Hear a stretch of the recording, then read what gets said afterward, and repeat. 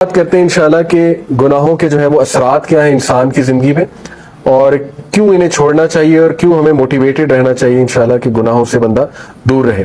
سب سے پہلی بات تو یہ سمجھ لیں، دیکھیں کہ گناہ کی نیچر ہی ایسی ہے کہ وہ آپ کو نقصان دے گا۔ یہ اس لیے نہیں ہے کہ اللہ آپ کو پنش کر رہا ہے، اللہ تو انسان کو پنش کرنا چاہتا ہی نہیں۔ قرآن میں ہے، سورہ نساء میں اللہ کہتے ہیں اللہ تمہیں پنش کر کے کیا کرے گا اگر تم اللہ کے ماننے والے اور اللہ سے استغفار کرتے ہو، اللہ کا شکر کرتے ہو۔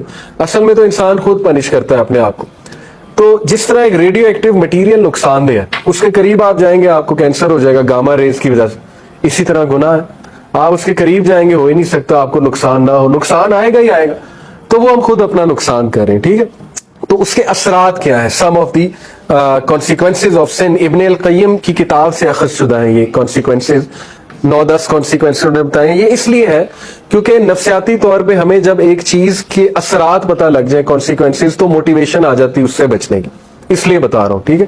پہلی چیز ہے جی کہ نالج سے ڈپرائیو ہو جانا، جتنا بھی آپ کو علم تھا جو بھی تھا اس سے ڈپرائیو ہو جاتا ہے انسان، کیونکہ نالج لائٹ ہے، نور ہے، گناہ جو ہے وہ نور کو لے لیتا ہے۔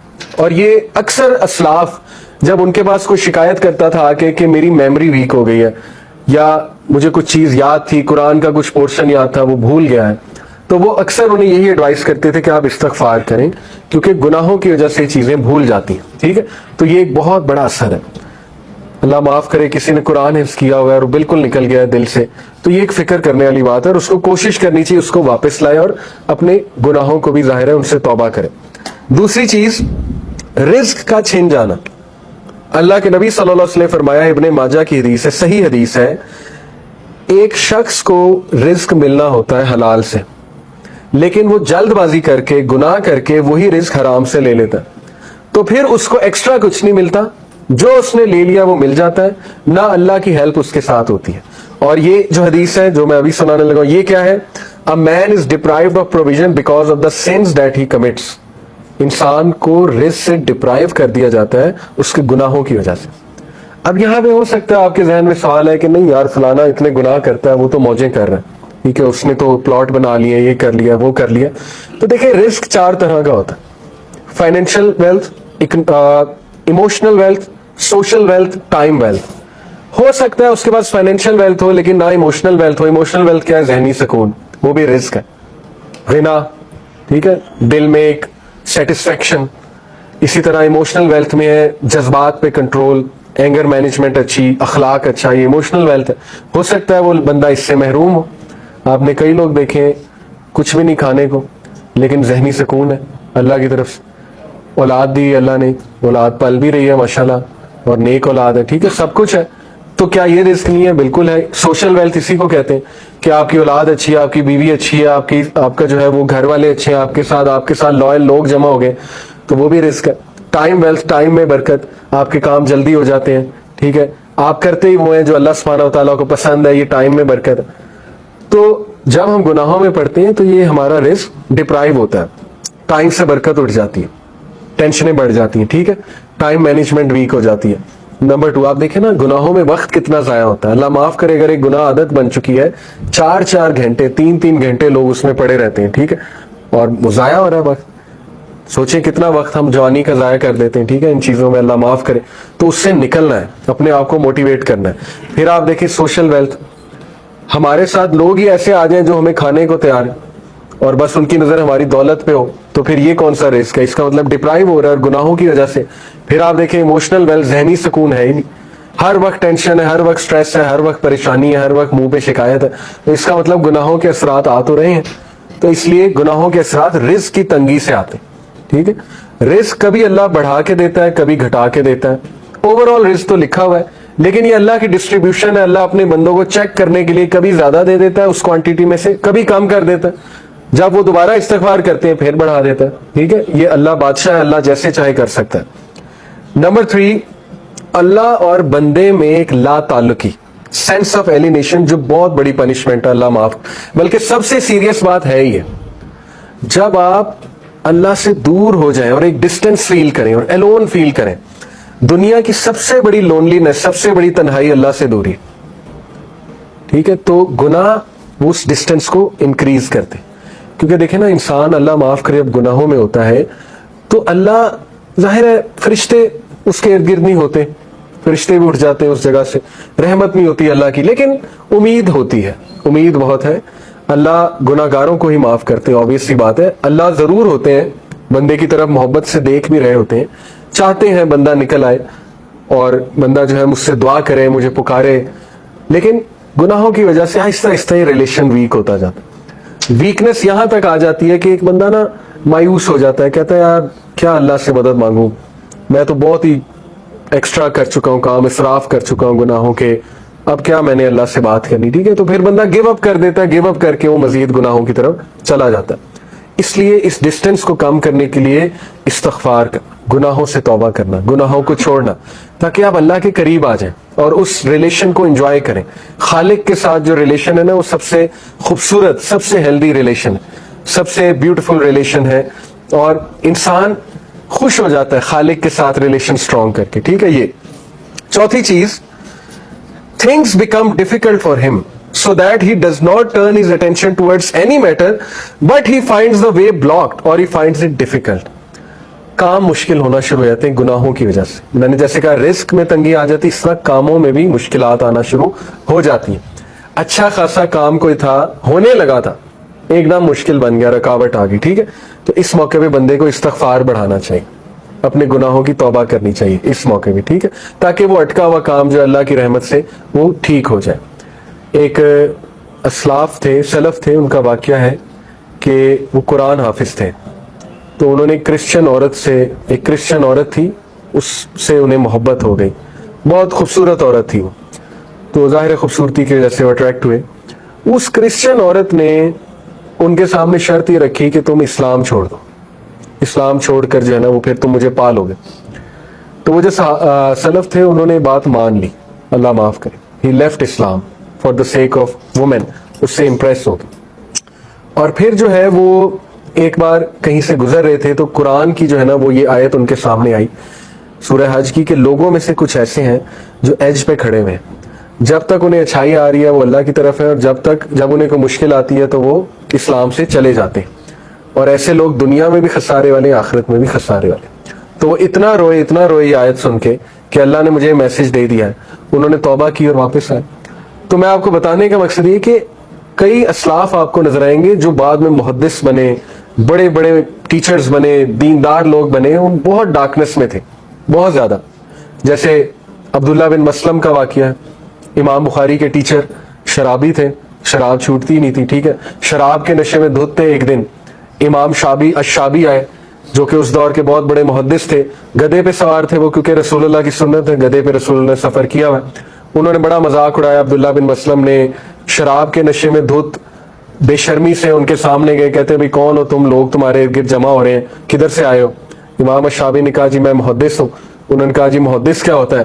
امام الشابی نے کہا محدث ہوتا ہے جو حدیث سناتا ہے. تو انہوں نے بے شرمی سے کہا اچھا مجھے بھی سنا, دیکھتے ہیں مجھ پہ کتنی اثر کرتی ہے. شراب کے نشے میں دھت تھے, تو انہوں نے حدیث سنائی کہ نبی اکرم صلی اللہ علیہ وسلم نے کہا جب تو شرم نہ کر تو جو چاہے کر. آپ دیکھیں کہ کتنے ذہین تھے کہ وہی موقع تھا, وہ بے شرمی سے آیا تھا نا. اللہ کے نبی نے کہا ٹھیک ہے, یہ اس طرح ہے جیسے ایک باپ بیٹے کو نہیں کہتا جا پھر جو کرنا کر. تو دیکھیں وہ حدیث ایسا ان کے اوپر گری پہاڑ بن کے. انہوں نے کہا کہ میں اسی وقت بس توبہ کی, ارادہ کیا کہ اللہ میں اتنا بے شرم ہو گیا ہوں. اور ماشاءاللہ آپ دیکھیں وہ عبداللہ بن مسلم امام بخاری کے استاد, ٹھیک ہے, حدیث کے حوالے سے اپنے آپ کو کریکٹ کیا. فضیل بن ایاد, ابن ایاد, آپ ان کے کبھی کوٹ سرچ کریں, فضیل ابن ایاد, FUDAYL ابن IBN ایاد IYAD, گوگل پہ. اتنے خوبصورت کوٹس ہیں ان کے, یہ اسلاف میں سے ہیں, 11ویں صدی 12ویں صدی میں سے ہیں غالباً. ان کی سٹوری آپ کے سامنے ہے. ٹھیک ہے, ان کی سٹوری کیا ہے, یہ بہت بڑے ڈاکو تھے, اور اتنے خطرناک ڈاکو تھے کہ پتہ نہیں بندے بھی شاید مارے ہوں گے انہوں نے. ان سے سارے ڈرتے تھے حجاز کے علاقے میں, وہیں عرب علاقے میں. تو ایک دن انہوں نے کیا دیکھا جی کہ لوگ ان کے بارے میں نا باتیں کر رہے ہیں, یہ ہوٹل میں کھانا کھا رہے تھے کہ دیکھو آج رات سفر نہ کرو, فضیل اور اس کا قافلہ اٹیک کر دے گا تم پہ, سب کچھ لے جائے گا. تو ان کے دل میں ایک بات آئی کہ کیا میں اتنا برا ہوں کہ دیکھو لوگ مجھ سے اس طرح پریشان ہوتے ہیں. لیکن خیر اس ٹائم نہیں چھوڑا, اس چیز کو کنٹینیو کیا. ایک دن اپنی محبوبہ کو دیکھنے کے لیے جا رہے تھے, ان کو ایک لڑکی پسند تھی, تو दीवारें फलांगते हुए देखने उसे जा रहे थे अपनी महबूबा को। तो रास्ते में घर से जब दीवार फलांगते हुए गुजरे तो एक बंदा जो है वो तहज्जुद की नमाज पढ़ रहा था और वो उसमें ऊंची आयत की तिलावत कर रहा था। सूरह हदीद की आयत है कि क्या वक्त नहीं आ गया कि ईमान वालों का दिल नर्म हो जाए और वो अल्लाह से तौबा कर ले, अल्लाह से रुजू कर ले। और बस ये आयत देखे ना, एक मौका होता है, ये आयत ऐसा उनके दिल पे हिट हुई कि उन्होंने उसी वक्त कहा कि अल्लाह बस अब मैं इस जिंदगी को छोड़ना चाहता हूँ। एक डिसीजन ही होता है ना, और इस्तकामत अल्लाह दे देता है। जिंदगी को छोड़ा। और फुज़ैल इब्ने याद एक नाम है, ठीक है, मैं आपको बता रहा हूँ, कभी उन पे सर्च करें तो कई मिसालें आपको मिल जाएंगी।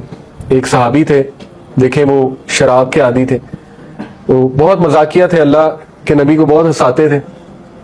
तो हर बार हद पनिशमेंट मिलती थी उन्हें, कोड़े पड़ते थे, शराब की जो सजा है बार बार आते थे। तो एक बार जो है कोड़े पड़े थे तो गालिबन हजरत उमर ने या किसी साहबी ने कह दिया लानतुल्लाह अलैह, अल्लाह की लानत इस पे, ठीक ही नहीं होता है। तो अल्लाह के नबी सल्लल्लाहु अलैहि वसल्लम ने कहा ऐसा ना कहो, ये शख्स अल्लाह रसूल से मोहब्बत करता है। तो it is very much possible कि एक बंदा अल्लाह रसूल से मोहब्बत करता है लेकिन गुनाहों में इन्वॉल्व, ठीक है, नहीं छूट रहा उससे, एक गुनाह है। और ये हदीस से भी साबित है, कुछ गुनाह अल्लाह ट्राई करता है इंसान को, वो उससे नहीं छूट रहे होते, लेकिन अल्लाह चाहता है कि बंदा एफर्ट ज्यादा करे, बंदा उससे ताल्लुक ज्यादा कायम करे, ठीक है। अगर वो नहीं छूट रहा है इसका मतलब उसकी एफर्ट या अल्लाह से दुआ कम है या अल्लाह से ताल्लुक उसका कम है, ठीक है। तो उसको वो ताल्लुक बढ़ाने की जरूरत है, इसीलिए अल्लाह उसे बार बार वापस लाता है। तो ये मैंने आपको बताया कि चीजें उसके लिए डिफिकल्ट बन जाती हैं, जो गुनाहों की वजह से चीजें डिफिकल्ट हो जाती हैं। Number 5, the sinner will find darkness in the heart which he will feel just as he feels the darkness of night। ये है डिमोटिवेशन और होपलेसनेस, यही तो शैतान चाहता है। देखें, जब अल्लाह के नबी ने फरमाया जब इंसान गुनाह करता है तो उसके दिल पे एक काला धब्बा लग जाता है, अगर वो तौबा नहीं करता तो वो काला धब्बा फैलता जाता है, फैलता जाता है, यहां तक कि उसका पूरा दिल काला हो जाता है। जब दिल काला हो जाता है फिर नेकी नेकी नहीं लगती, बुराई बुराई नहीं लगती, फिर इंसान जो मर्जी करता है, ठीक है। इसलिए वो हदीस याद रखें, प्रैक्टिकल सॉल्यूशन। अल्लाह के नबी सल्लल्लाहु अलैहि वसल्लम ने फरमाया follow N evil deed bye a good deed, बुरे अमल को फौरन से अच्छे अमल से रिप्लेस कर दो, इससे पहले वो धब्बा बढ़ जाए। तो नो मैटर इंसान किसी भी गुनाह में है, फौरन वुजू करे, 2 रकत पढ़े, कम से कम अपने आप को पुश करे, इस्तगफार कर ले, अल्लाह से बात कर ले, ठीक है, लेकिन गिव अप ना करे। गिव अप कर दिया तो वो बढ़ता जाएगा, फिर इंसान गया, फिर उसको नहीं समझ आई। तो इस डार्कनेस को रोकने के लिए लाइट की जरूरत है, और वो लाइट है गुनाहों को छोड़ना। नहीं तो ये लाइट बढ़ती, ये डार्कनेस बढ़ती जाएगी, और यही तो एक बुरा असर है गुनाहों का कि इंसान ना फिर डार्क फील करता है अपने दिल में, उसको बुरे भी ख्यालात आते हैं, उसको डिमोटिवेशन होती है वगैरह वगैरह। जैसे कि ये इन्होंने बहुत अच्छी जो है वो मिसाल दी है कि जिस इंसान के दिल में डार्कनेस आ जाती है उसका विजन चला जाता है। अल्लाह ने ऐसे तो नहीं कहा ना सुम्मुन बुकमुन उम्युन, कि ये अंधे हैं, बहरे हैं, गूंगे हैं, विजन चला गया, समात की पावर चली गई, ठीक है, देखने की पावर चली गई। क्यों? क्योंकि सेंस का जो क्लाउड है, जो डार्क क्लाउड है, गमाम जिसे कहते हैं, सेंस का डार्क क्लाउड, वो ऐसा उस पर छा गया, हावी हो गया कि उसने अच्छाई को देखना ही छोड़ दिया। तो एक ये उसका विजन ब्लॉक हो जाता है। दूसरा ये कि उसकी कंफ्यूजन इंक्रीज हो जाती है, अल्लाह माफ करे। आपने नोट किया होगा कि जब ईमानी हालत कम होती है ना गुनाहों की वजह से, तो वसवसे बढ़ जाते हैं, ऐसा है कि नहीं? ऐसा ही होता है ना, अल्लाह के बारे में सवालात बढ़ जाते हैं, तकदीर के बारे में क्वेश्चंस आने लग जाते हैं, ठीक है ना, और ये कि अजीब व गरीब ख्यालात इंसान को आने लग जाते हैं, नेगेटिविटी, वो डार्कनेस की वजह से। इसीलिए ये तो मैंने खुद नोट किया है कि जब इल्म को बढ़ाया, अल्लाह की तरफ रुजू किया, तो वो आंसर खुद ही सॉल्व हो गए, किसी से पूछने भी नहीं पड़े, क्योंकि इन द फर्स्ट प्लेस वो क्वेश्चंस ओरिजिनल थे ही नहीं, वो सिर्फ डार्कनेस की वजह से एक वसवसा था, और वो वसवसा हल हो गया अल्हम्दुलिल्लाह, जबकि इंसान जो है वो जाहिर है तौबा करता है। और फिर डार्कनेस उन्होंने इब्ने क़य्यिम ने कहा चेहरे पे भी आ जाती है, अल्लाह माफ करे, चेहरा मुरझा जाना, ठीक है। ये तो बाकी लुक्स तो अल्लाह ने बनाई है, हम लुक्स की तरफ नहीं जा रहे, लेकिन जाहिर है कि आपने नोट किया होगा कि गुनाहों की खास जो है ना वो डार्कनेस, अल्लाह माफ करे, चेहरे पे आ जाती है, तो वो भी इन्होंने मेंशन की। फिर अब्दुल्ला बिन अब्बास, इब्ने अब्बास का बड़ा ही जबरदस्त कोट है, लेकिन इससे पहले मैं आपको अब्दुल्ला बिन मसूद का कोट सुनाता हूं। अब्दुल्ला बिन मसूद ने कहा कि मोमिन छोटे से गुनाह को पहाड़ की तरह देखता, और मुनाफिक बड़े से बड़े गुनाह को एक मक्खी की तरह देखता है जो नाक पर बैठ जाए और वो यूं उड़ा दे मक्खी को, ठीक है। तो ये भी गुनाहों के असरात है कि बड़े गुनाह को बहुत छोटा समझने लगना। اس میں بھی تزکیہ کرنا پڑے گا, ٹھیک ہے, واپس آنا پڑے گا.